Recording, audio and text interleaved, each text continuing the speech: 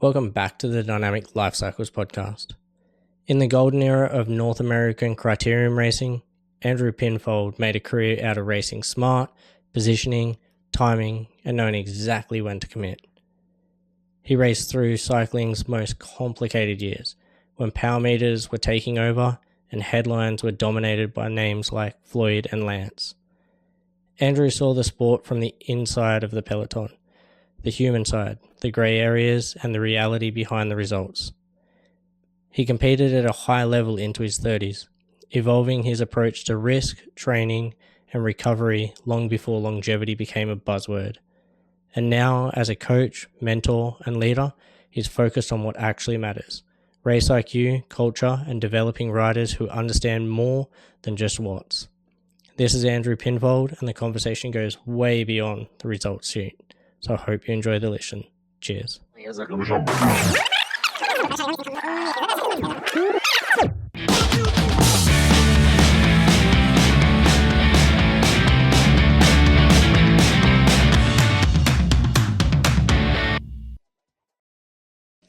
right, Andrew, how are you? I'm well. How are you doing, Jared? Good. How was your day? It's a bit wet out there. It is a bit wet, but it's cold, so it's snowing in the mountains. So that's something I do a lot in the winter. So cross-country skiing is big for me, big for my family. So, yeah, it's been a real rough on the North Shore here in Vancouver. It's been pretty bad for skiing, but we still are managing, and a little bit of snow today is going to help. Yeah, I didn't actually realize it was snowing up there. I didn't realize it was cold enough to, but yeah, well, we're so on the margin, right, on the coast. But I think last I checked, they had 10 centimeters or something on Cyprus. So yeah, then it hadn't turned to rain. That's a lot for the past couple of weeks. Oh yeah, it's been awful. Yeah, we've had a lot of precip, just it hasn't been cold enough. So yeah.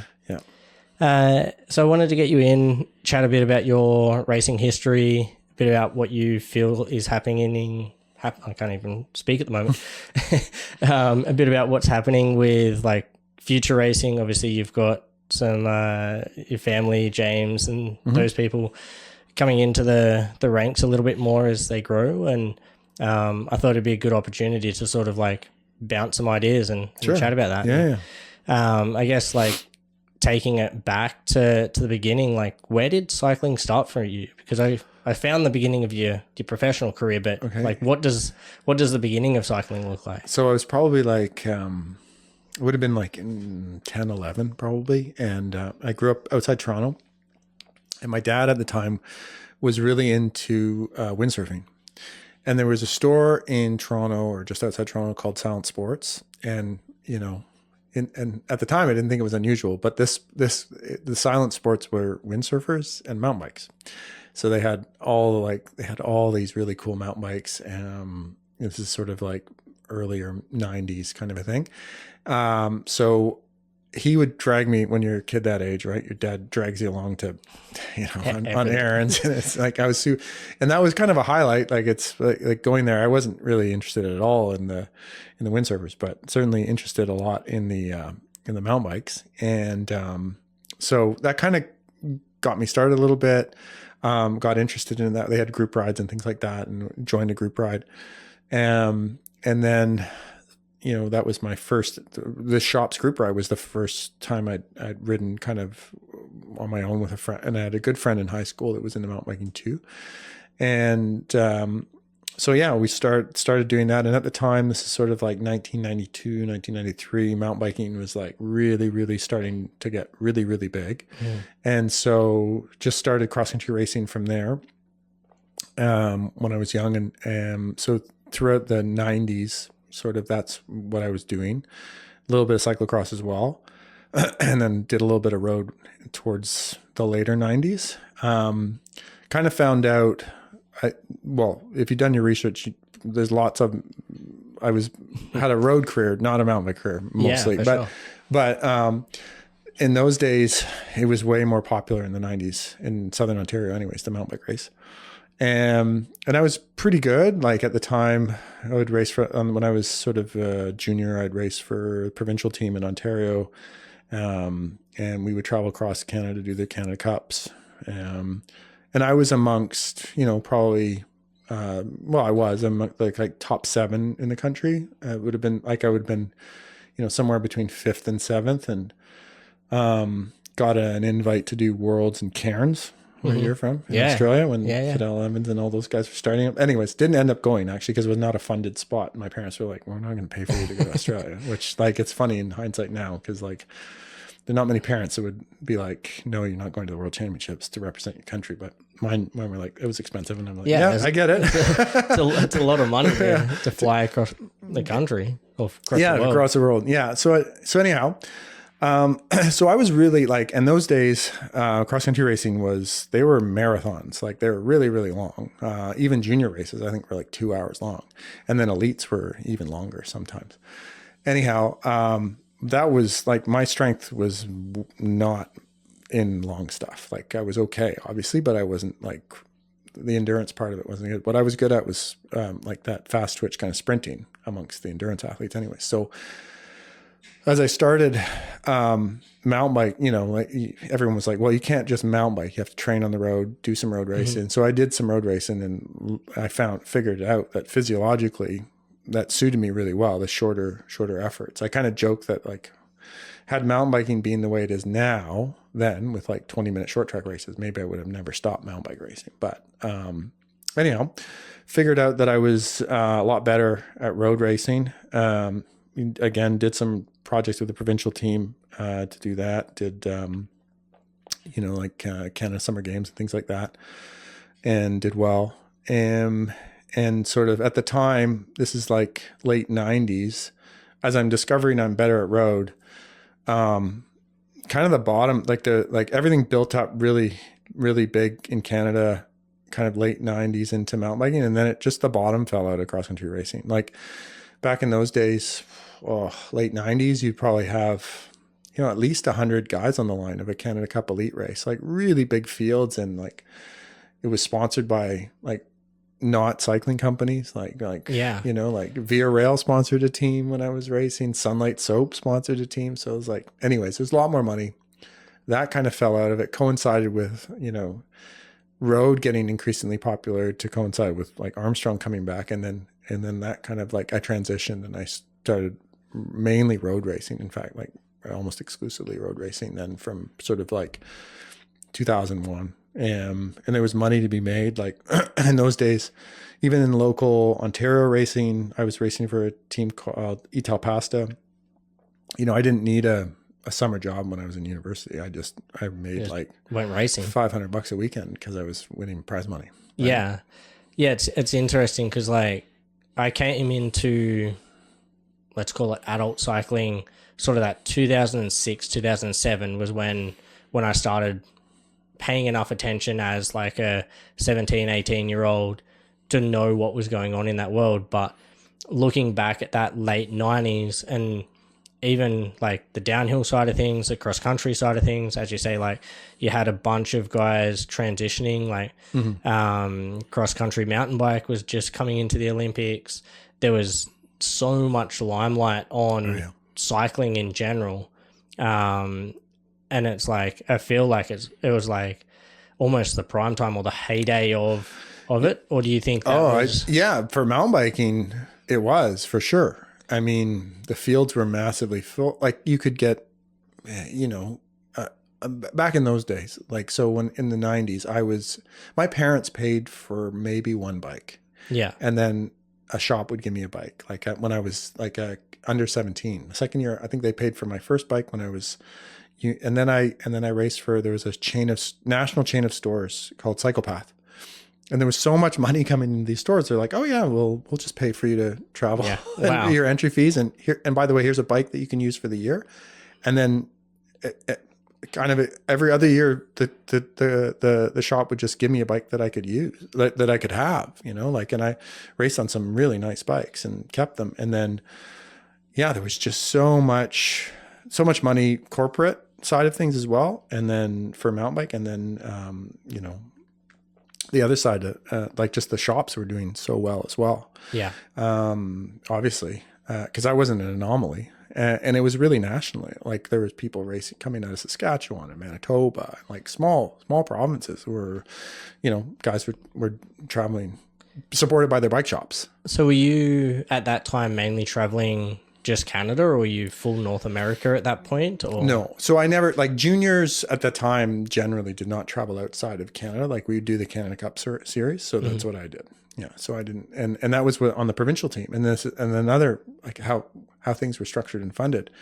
The Ontario provincial team, I think you might have, like, I came out to BC several times, raced in Whistler, Rossland, I think there was like $150 chargeback or something, but everything else was taken care of. Yeah, wow. Like, it was, you know, I joke because my sister-in-law, her kids are in hockey, play a lot of hockey. And they're like, well, we're just sacrificing, you know, and it's obviously really expensive these days to play hockey.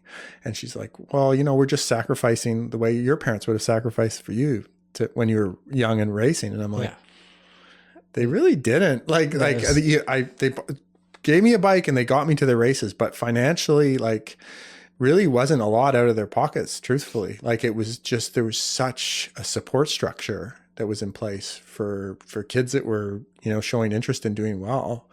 That, yeah, I think back and I'm like, it's a lot different now. Yeah. A lot different now. Yeah, for sure. Like, I'm sure, as you mentioned, like, seeing what you're going through with James now and where that's going in the future. And then from what it sounds like back then, it seems like there was just like almost a unlimited checkbook to some degree. Yeah. I mean, if you did what, and it was pure results, right? It was like, it had nothing to do with your followers on social media and your engagement. It was like, did you win this bike race? Are you top 3 in the country? You know, what have you? Yeah. And that was sort of like, yeah, that was your resume. And unless you were a total jerk or something was really wrong with you, you're probably going to be taken care of to some extent. Whereas now, I mean, it's probably, I don't have to tell you, but the bike industry has gone through it's just been a tempest, right? Like the storm that it's had to weather. It'll be interesting to see if it ever gets back and if it ever, you know, even, but I think, you know, engagement with social media and all that other stuff is like, that's super important for companies now as well, right? They see the value in that. And I think there's good things about that, to be able to tell a story and things like that. And I don't think results are the be all and end all, but, you know, it's more complicated. There's no formula, like, you know, like, back then it was literally, as you said, it was kind of cutthroat. It was like, did you win? Yes or no? Yeah. Let's move to the next race. Yeah. And it was that simple. And as you say, like, these days, there's, how did you celebrate? How did you showcase the story? How did you do all of these other things that you can leverage on before you even talk about the result, which is kind of crazy to talk about now, but so I mean, one of my good mates growing up and in university anyways, Jeff Gabosh, and you know, he's got a storied career in mountain biking. And I know he even says it now. He's like, I don't think you know, if I had to do it all over again or start all over again now and do it, like, you know, I mean, he won World Cups and you know, national team Olympics, blah blah blah. He's like, it's a grind to do all that social media stuff, and there's no, it's ambiguous, it's subjective. It's like, I just can't have the goal of getting the results and that will do it. I have to have all this other stuff that I have to think about in order to get the support that I need. Right. And I somewhat agree with him. Like, I'm definitely a person of like, the more work I put in, the better the result is I expect to get out of it. And I feel like with a lot of this social media and things like that, there's no exact X in, Y out. It's so fluctuating. And I actually I can't remember the exact thing that Jeff said, and you may remember this, but when Lifetime Grand Prix first came out and they did all the invites and the celebrity, let's call it celebrity athletes. Yeah. And like, yes, all the athletes in that were quite amazing. Or they are quite amazing, I should say. But I remember Jeff putting something out there in the world about, hey, like, I'm this good. These are my numbers. These are my results. But I got overshadowed by these people that have so much more following. Yeah. And it's like, quite interesting. Yeah. I mean, I guess if it's up front and everybody knows that, you know, it's not strictly about what you can do on a bike, and there's the addition to that. Yeah. I mean, that Lifetime Grand Prix, it's hard to kind of wrap your head around that a little bit. because everybody can race it. Like Jeff could, he could turn, he can't be in the overall, right? Yeah. Like he doesn't but he can turn up and beat them all. I mean, he's not beating them all nowadays. No disrespect, Jeff, but like, but you know, like somebody like him back, you know, who's coming over from Europe that nobody's ever heard of, can pin a number on and win, but they're not part of the and I think that's a good way of putting it. I didn't even think of that side of things, but yeah, like technically none of the races are lifetime exclusive. They're not closed, no. Like there still is a public aspect to it. So yeah, you could technically race the lifetime series, and if you do well enough, I'm sure they'll invite you back next year. Yeah, you'd hope so. You'd hope so. But so anyway, going back to yourself and talking a bit about your moving into more of a professional cycling career and things like that, and what you just mentioned about the mountain biking and doing so much travel and that side of things. What was that transition like? Obviously, the crits were starting to explode a bit more. Crits have been around for a long time, but obviously the spectacle of the crits were getting a lot louder, and I feel like North America was kind of taking over that sort of crit racing as such as North America does, and it's very much a spectacle. But going from the mountain bike side of things and the stuff you had learnt with that, how did that transition look? Honestly, I don't know if there wasn't a lot of transferable skills, honestly, obviously I had bike handling skills, but I definitely had a lot to learn. I didn't take much in terms of learning how to figure out how to ride in a peloton. Like one of my first years on ETOP, I was the year that I was the national criterium champion, and this is like 2000, I think. Anyways, it was either 99 or maybe even been earlier in that year. Like I would go to, I was provincial, like I was the best there was in Ontario at crit racing. And like, if I wanted to move up in the pack in a crit, I just pulled off to the side and I pedaled harder and up I went. And then I remember going down to the States, and there was a guy, Andrew Randall, who I raced with in Ontario, and he raced professionally for, I think it was 7-Up or Jet Fuel. Anyways, 9 times out of 10, I would beat him. If it was a sprint, I'd always beat him, but he might get in a breakaway, whatever, but in Ontario. And we went down to this race which was like it was a big US crit where all the crit riders were there in New England somewhere. It was a 0.8 of a mile course, super short, techie. And at this point I had never learned how to move around in the peloton apart from I just step out and move up, pedal harder. Mm-hmm. And I quickly found myself towards the back, trying to out accelerate people to move up in the corner, out of the corner, trying to accelerate. And finally I found myself, there's no, a lot of people dropped out because it was hard, but I was the last one in the back. And Andrew Randall and this really well-known guy at the time, Roberto Gaggioli, there was 2 of them. They broke away and lapped me. And they came behind and I'm like, how did where this did you get to? I know I can physically beat you, Andrew, all the time. How, what am I missing? And that's what, that would have been 2000. And frankly, it took me, I would say I was still learning by 2011 when I stopped. Yeah. How to really position and to handle my bike. And I had some great teammates along the way, particularly Australians, actually, a couple Australians towards the end of my career that I actually really benefited from.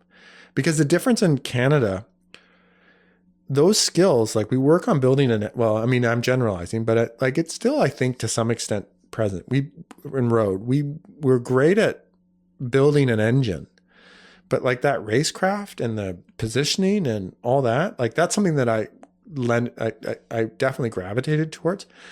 And it doesn't get coached as much, especially it doesn't.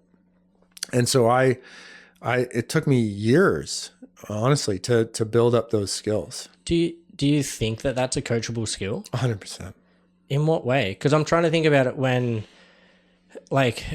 there's definitely cues and sort of, I'm trying to think about how I would say this. There's definitely ways you can talk about it. Yeah.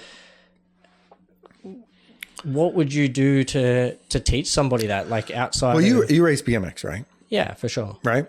you learn how to position yourself into a corner to move up and defend a corner path. You know what I mean? Mm-hmm. So it's like, it's that, but for an hour, right? Yeah.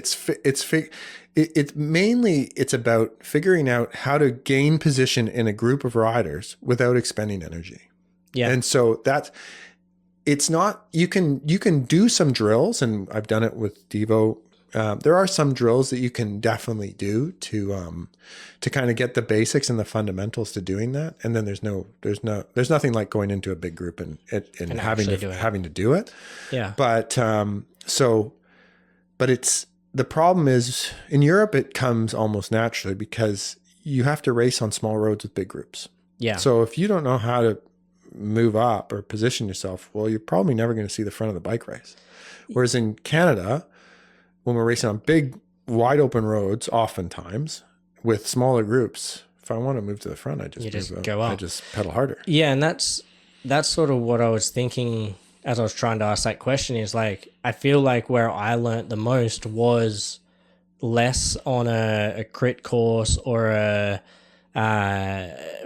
whatever you want to call it, like a tighter course like that, and more in a road race where obviously things are strung out a lot more. You have to find the riders and the different people that are moving forwards. And obviously the race is consistently shifting left to right. Yep. and reading those bunches. And that's where I was sort of wondering how you would teach somebody that. But I guess it's a lot of experience to explain. Yeah. I mean, the principles of just, and you can get it on the track a little bit as well. But like, I find like coaching cyclocross, like we do a lot of it we set up these cones and it's a figure 8 drill, and we're going around it with 4 or 5 riders, and it's about gaining position, and you're getting an opportunity to put your handlebars in front of somebody else's and moving them out of your way and holding that position and feeling like, okay, what if I kind of come up the inside, try to, come up early up the inside, come up late around the outside, leaving gap. So just building the scenarios of how you can solve the problem of coming up through riders and using the corners really. Yeah. And then there's also stuff about, and this is what it's amazing. Once you have figured that out and have done that, the races that you may have used to have found just like, oh my God, those are so hard. Like they're so, like, they're really not those races in the US that I was, would have at the beginning of my career gone, man, these crits are hard. I don't even know how you contest the sprint. Finishing was hard enough, contesting the sprint, like, let alone winning them. And by the end, it was like, sure, I was fitter and stronger, and I had a team, and I was wearing a jersey that was like commanded respect, so that I was getting space given to me. Maybe I wouldn't have been when I was younger, but still though, like when I was racing on United Healthcare, my final years of my career, like they can't call the whole team to the front of the race, like at the start. So we were at the back of 150 guys, and I'd be racing. Part of the joke was we'd all start at the back and there was a couple of Aussies, Hilton Clark and Johnny Clark. They're from Melbourne, I think. Anyhow, they Hilton Clark is a Criterium scientist. Anyhow, the joke would be like, we're going to start at the back and we're going to race each other to see who can get to the front and how many laps it would take. And like we would take, like, we were not popular because we just coming up the inside and just janking into people. But anyhow, like there were races where like 2 laps of some of these races where some of these other guys would be like, how did you even get to the front at all? And we would do it in the first 2 laps. Yeah. So, yeah. Which, that's a interesting topic, because I feel like that's almost the best time to be moving forward, is right at the beginning to some degree. It's it's usually going fast. It was always kind of like, it was fun not to get called up, because partly too, you didn't have the responsibility of chasing stuff down. If you're like, like if you're a really strong team, the guys who got called up, they're on, early duties, right? Because we have to get up there to help you out. But so it was, it's fun. It's fun. It's those types of skills. But again, like, I think it is something that doesn't get emphasized as much, even to this day, I think. Yeah. So talking about that a little bit, like race dynamics and different teams and things like that, how did that vary between here in Canada, then the US, and then some of the stuff you did in Europe? Like, how, you just mentioned like certain teams have sort of more of a priority or a dominance within the group. Like you hear a lot about it now with Legion and those guys and what they've done and how they essentially just boss the group or bully the group around to some degree. And like we even saw that with when they came up and raced Gastown not that long ago, a couple of years ago. From where you were racing and that side of things, tell me a bit about that in the sense of that dynamic of the race itself. Yeah. So, I mean, you hear more and more, even at the highest level, you hear guys saying, well, there's not as much respect, there's less respect. Like, and I think that's true, probably is like, I think there's part of it is always like the older generation is always like, oh, these kids have no respect, like looking down at the people coming up. But I also do think that younger riders are coming in the sport really, really good. So they're like, well, I'm not sitting around and waiting for you to tell me I can get a result. I'm just going to, I can do it. So I'm going to do it. But generally there was when I was racing in particular, and I don't know, my sense is that it's subsided a little bit, although probably at the highest ends of the sport, you don't want to be the rider that inadvertently crashes Tade. Yeah. Because you're doing something stupid like that. So I think it would still exist. I would, like you're not going to push him off a wheel kind of a thing. So I think a pecking order still exists to some extent, albeit it's maybe a little bit different. But yeah, that's what in the crits that I raced when I was racing for United Healthcare before there was Legion. I'm tooting our own horn, but we won. Like Legion had a good stretch where they won a lot of races. Like when it was United Healthcare, like we went 1, 2, 3, like 1, 2, 3, 4. Like we absolutely dominated, and some of we had World Tour sprinters on the team. So it's like no disrespect to the American crit riders now, but in those days, the whole scene was way healthier, and there were lots of teams, and our team had some, very, very skilled riders that had won, been up there in sprints at the Giro and things like that. So high level. But anyhow, I think people, partly they would give respect, partly because they don't want to be they probably in the long run, if they're a young rider, they want to end up on the team. So they don't want to be a total jerk because they eventually want to, they don't want to be seen that way. But yeah, there's always a pecking order. And I do. And now what's interesting a little bit is, you see what on these head cams and all the sort of argy-bargy kind of stuff that happens in races now. But thank God those things weren't on our, like it was way worse then. It's actually, I think, from what you can tell, like stuff does look pretty bad, but there were no cameras when we were racing. And part of the reason stuff was let go and stuff happened that was like blatant, like people riding each other into the fence and like crashing the person, was because there's no cameras on people's helmets. So there's no your word against mine, like whatever. And so there was some, and the generation that I raced in, which was sort of like 2000, 2010, like there was some bad, like there was stuff that went on for sure, but maybe I can count on one hand. Maybe there was where punches or fist fight happened after the race, maybe very seldom.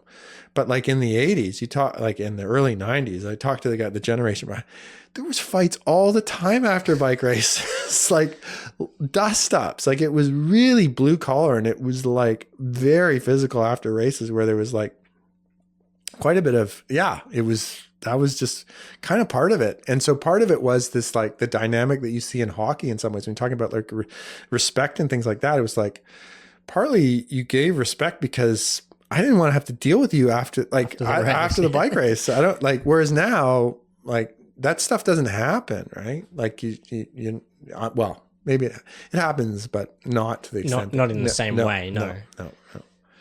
Yeah. Like, well, you took me on a very different tangent to where I was thinking.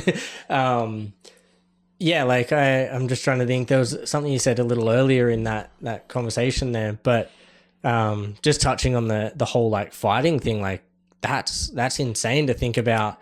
Like, late 80s, early 90s, that was just the thing to do. Like if somebody took you out, it was bare knuckles on the ground. And if you talk to some of the guys that were racing from Australia and New Zealand back in those days, that was just like, I raced on a team, Etal Pasta, and John Harris was the team owner. He was like a Kiwi that grew up, and like, that's what it was. And I remember racing against one of those guys, Graham Miller, Commonwealth Games champion. And we were racing Tour de White Rock, and I got in a breakaway with Miller.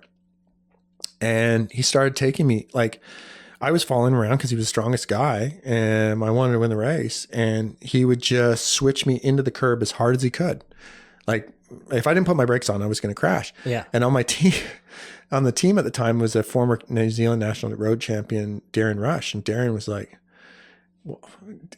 Graham, I'm going to sort you. Like, right now, let's get off and we're fighting. And then, like, he was like, no, because he knew, like, and those two had fought before. Like, they had, in New Zealand, they'd hopped off their bikes in the middle of the race and just and thrown fists.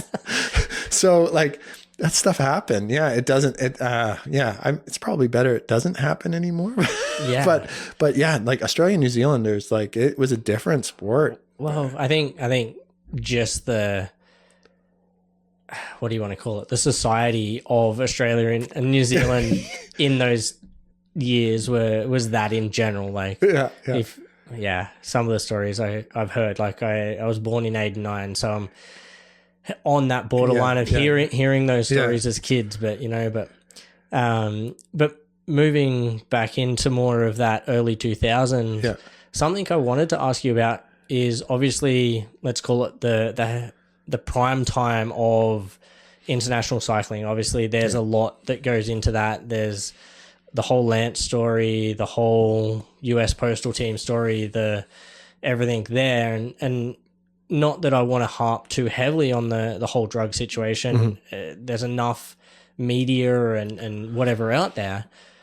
But what I wanted to ask more about is, and continuing along the same lines of what we've been talking about, is how that dominance of, let's call it US cycling or North American cycling, changed cycling. Yeah. I feel like everything from the road racing to the crit racing to the way cycling was just viewed in general in that time period was just insane.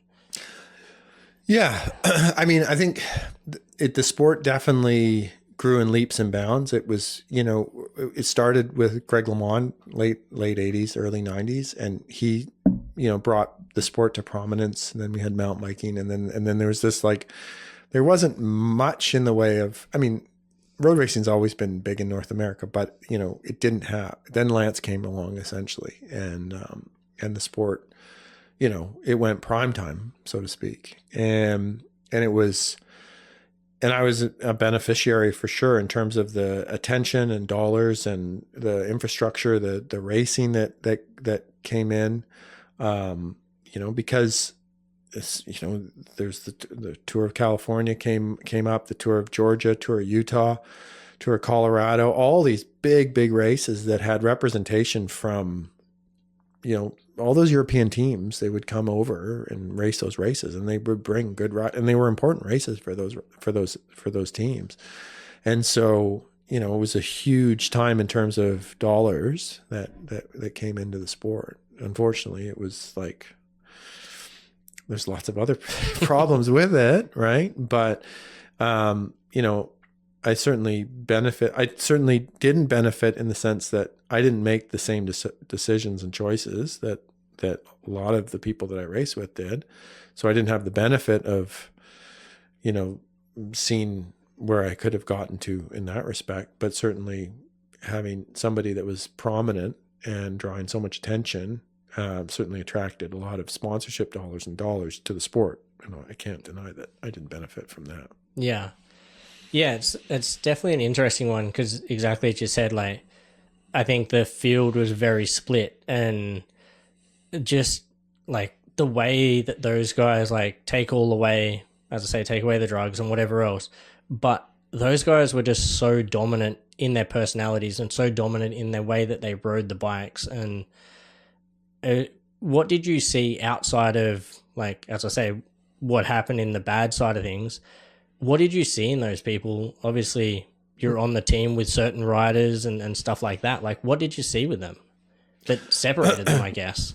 Well, I think I will say, I think overall, from what I can, like, I mean, I was teammates with Floyd Landis, and I enjoyed being teammates with him. I quite liked him as an individual, actually. You know, and was around when he was, you know, going through a lot of stuff, I think, from a mental health perspective, which ultimately resulted him blowing up the sport. Because if it was no Floyd Landis, everything would have kept going the way it was. There would be no, yeah. I mean, he was the reason essentially that things went down. Yeah. More or less. Right. And in part was because of the hypocrisy that he saw going on. And obviously he knew what was going on behind the scenes with Postal and Astana at the time with Lance and all that. And I think that, I mean, you could ask him, but I think that really was, the hypocrisy was just graded on him, right? Like, why don't I get a second chance, essentially, to come back? Because I know nobody's doing anything different. And so, but I will say, like, I think there was a difference between certain people who, like Floyd, I think at his heart is a good person. I think Tyler Hamilton in his heart is a good person. And yet they made decisions that forced them to live a lie. And I think a lot of them have faced repercussions because of it.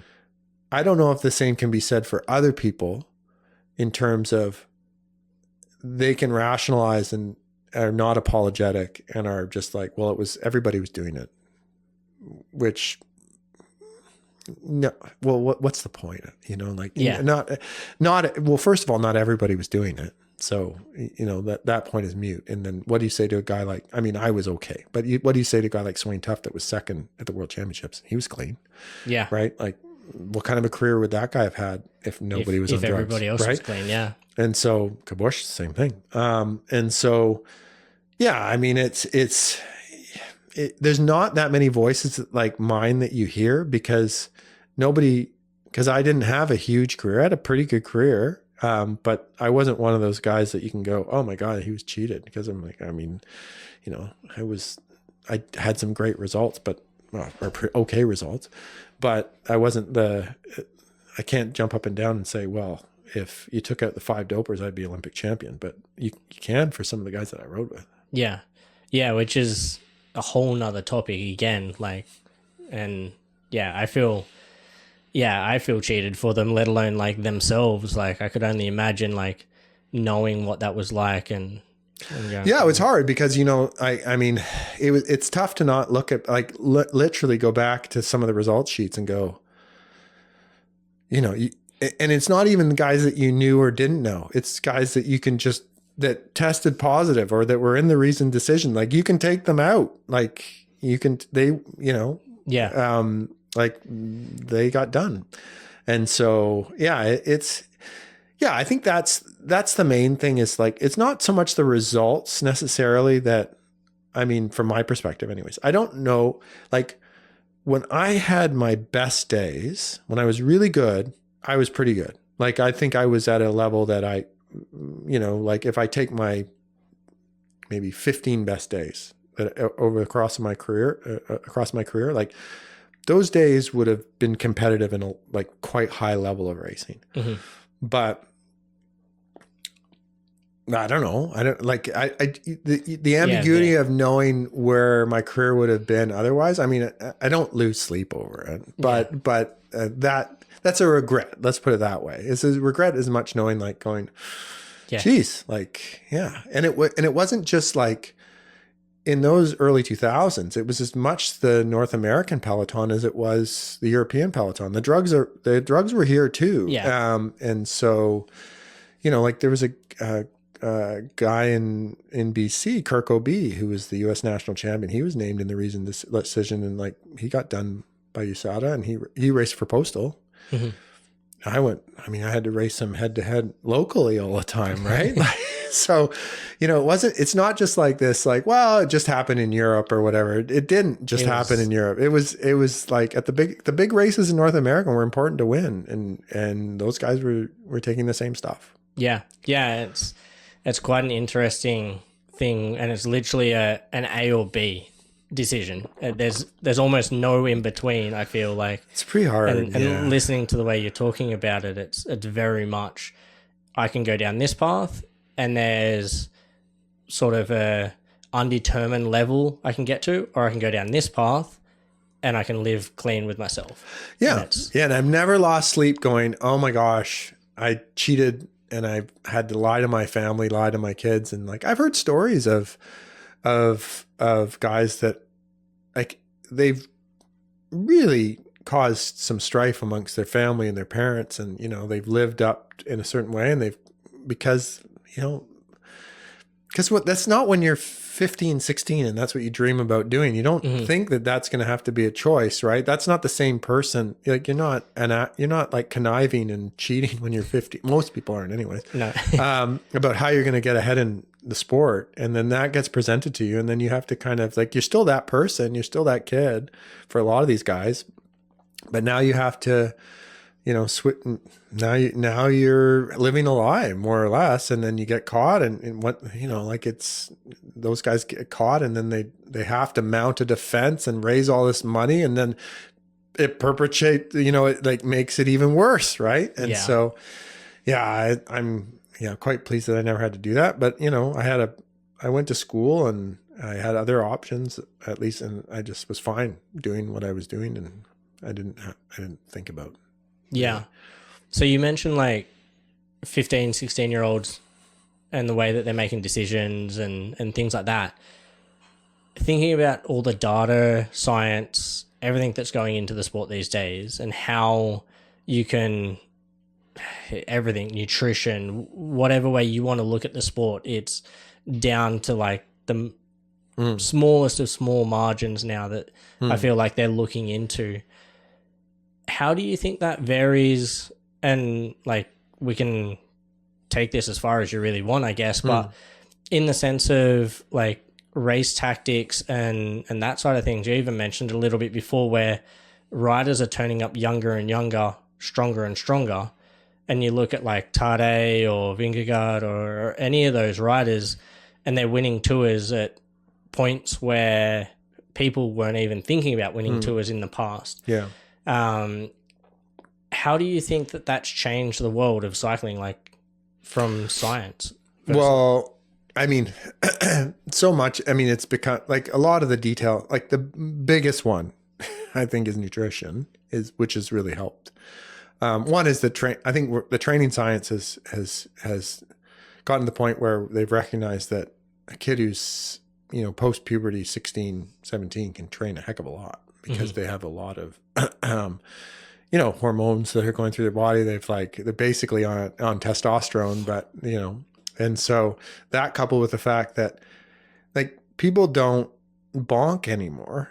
Yeah. They just don't. Like they fuel enough. They recognize that actually to get the most out of your body, you have to replenish it or fuel it, right?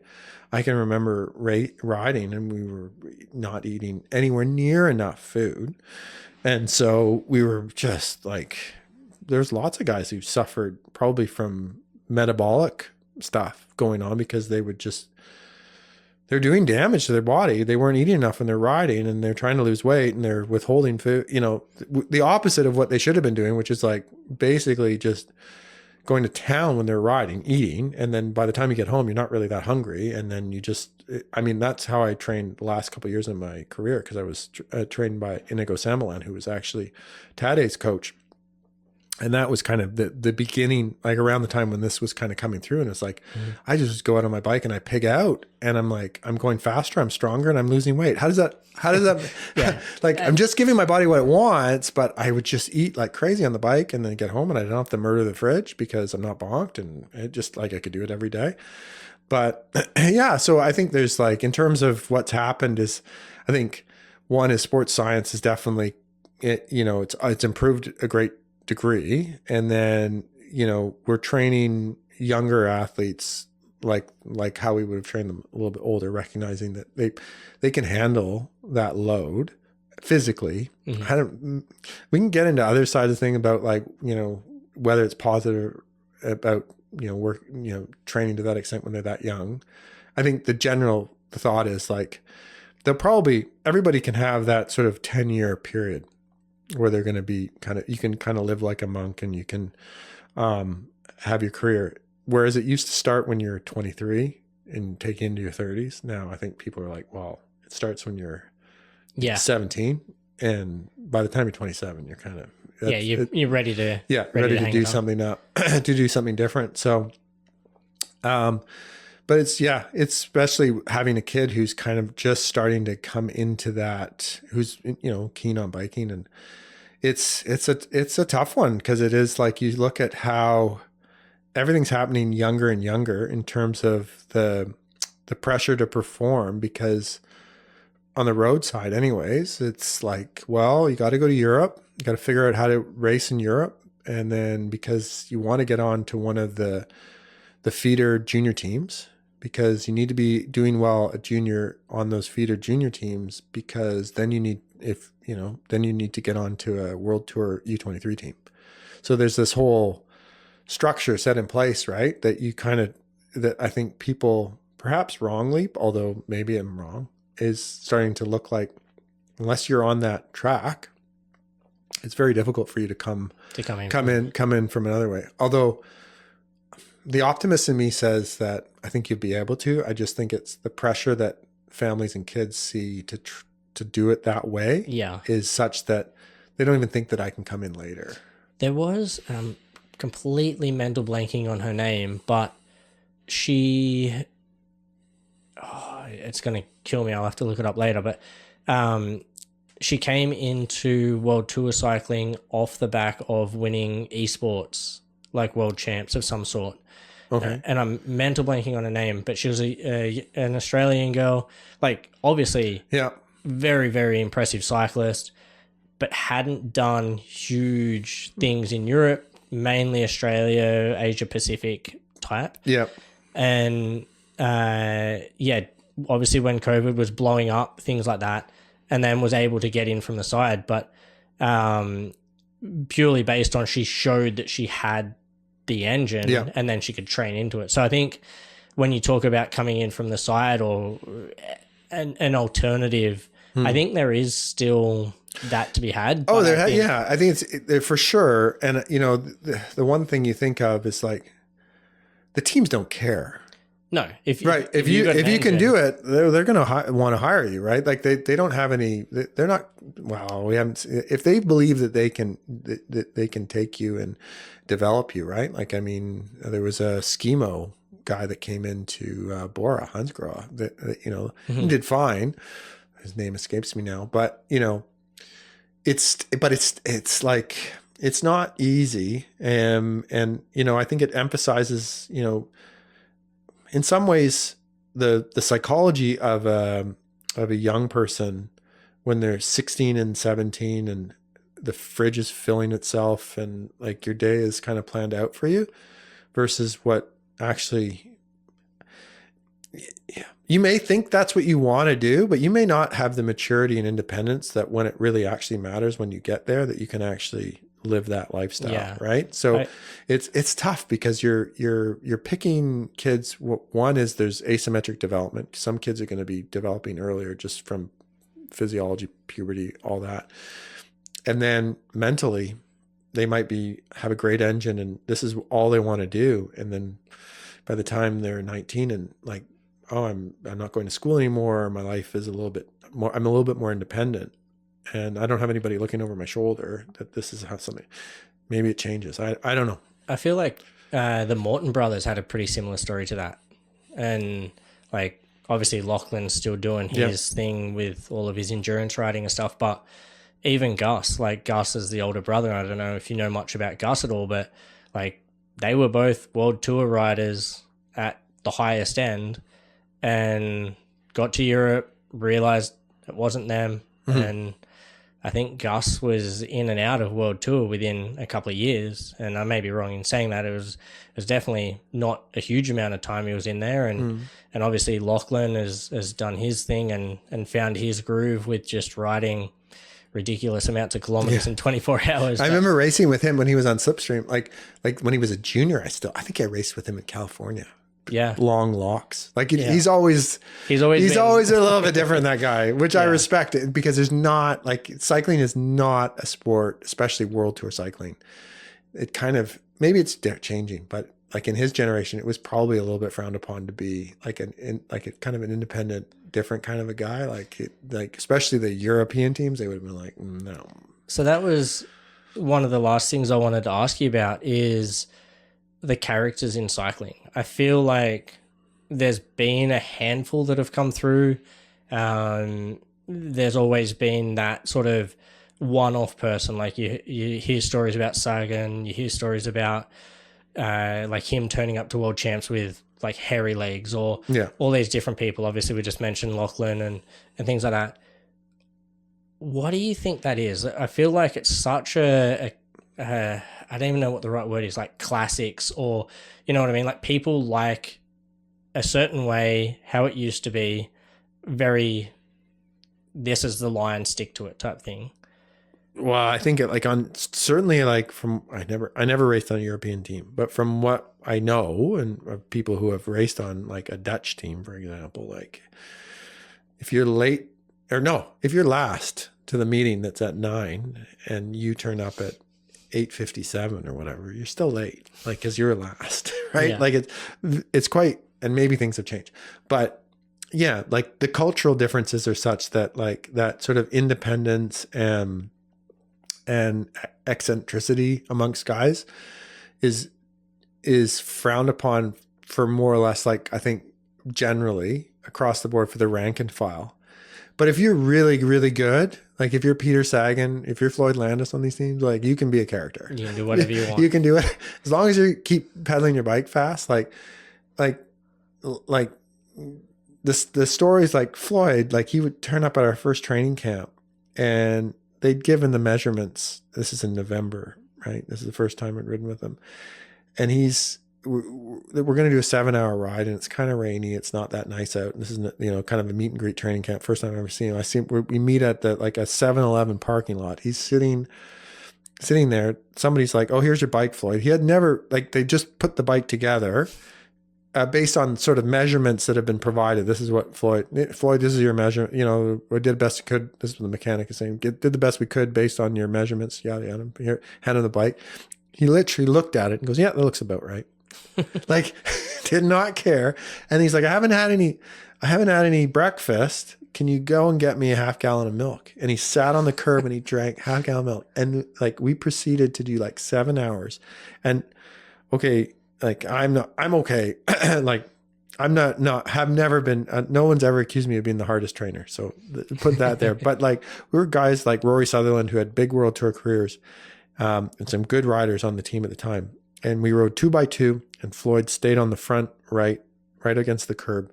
And all we did was just sparring partners with him. Like, he didn't move. We just moved up. I'm done. Okay. We're like riding the front at like 43, 44K an hour. I'm done. And we just like, Floyd just sat there the whole time on a bike that was close enough for the measurements. And like his breakfast consisted of like 1.5 liters of milk. And so like, there's these like freaks, and like, to be the very best at the world, like they are freaks. Yeah. They're freaks of freaks, right? And it's kind of a privilege to be around people that are just like, for whatever reason, you were put on this earth to pedal a bicycle. And maybe that means you have some other things that are different about you. Definitely some, different brain waves going on in that body, for sure. So just as we start to wrap it up, is there anything and I know we talked about a bunch of different things, but obviously with James going into the future of cycling and stuff like that and whatever he wants to do and a bunch of different things, and then also all of the Devo side of things that you've done and junior development, is there anything you pass along? What's the main thing you pass along to some of these up and coming riders? Well, on the coaching side, I think I emphasized, like, I was definitely in my career a bit of a thinker on the bike, and I gained hugely an appreciation for racecraft and that side of things and that development. So like what I bring as a coach when I'm coaching is not it's more the racecraft, thinking about positioning, thinking about analysis of a course, or, you know, just the dynamics of a race that I didn't get when I was that age. And for some kids, they pick it up and others they don't, and that's fine. But that's, you know, that's what I try to impart. And then, you know, certainly with my own son, it's, as I kind of think back and get older, and thinking about people that I knew that achieved great things, it's like, if kids are going to do well, you obviously have to support them with the materials and getting the bike races and doing all those sorts of things. But at the end of the day, they have to want it. If they don't want it, and they're not the ones that are driving the bus in terms of getting themselves training, what have you, it's not going to be, it's not going to happen. And then, you know, and I think that applies to any sport. And then the other layer that I bring on top of that as well is, you know, and this is like involved in mountain biking and things like that, is like, yes, there's a professional career that you could achieve. You're probably not going to retire, you know, off of it. Maybe you will, you'll see the world, but what have you. But it has to be the athlete, the kid that wants it, mm-hmm. in part because, let's face it, like cycling is not it's not a safe sport. Like you're going to fall off and you're going to hurt yourself. So if you know, God forbid something bad happens to an athlete that you're supporting, you want the desire and the motivation to have been out there and doing these things to have come from them, not pressure from an adult, not pressure from a sponsor, because like we've seen it, like there can be life-changing injuries that can happen, right? And so, but I'm fine. I can square that circle if somebody says they were doing exactly what they wanted to do and they loved it, and okay, fair enough.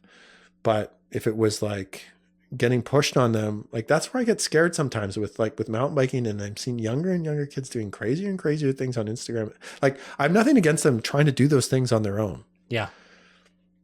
But don't do it because you want to get views and you're trying to aspire to something that's been set to you by an adult. Like it has to be you, because like when it hits the fan in biking, bad things happen. Yeah. We've both seen that side of things probably many times, more times than we want, to be honest. But I think that's definitely the biggest takeaway that I had growing up, is like, and now working with a bunch of athletes, is exactly that, is you should only be there if you want to be there. Like, yes, you can have all the support in the world, you can have the most amazing parents, but if you don't want to be there, like, find something else to do. Yeah, exactly. Yeah, exactly. Yeah, I will never look back with regret in terms of all the things that bike racing has afforded me. Like I've had an amazing experience, made incredible relationships, seen parts of the world I would have never seen before, and got a whole bunch of perspective that you would be hard pressed to racing for 2 weeks in Cuba. It will change you. Racing for a week in El Salvador, it will, like, you'll see things and you'll get perspective, especially if you have a good culture of group, like a team around you, and seeing the importance and dynamics. Like it was an opportunity in learning, but like you say, you can't force it. It will, like, I mean, it has to come from within, and those people have to develop it. Yeah. No, I completely agree 100% with everything you said. So good. Yeah. Thank you for coming in. Oh, it was a pleasure. That was fun. Yeah. Cheers.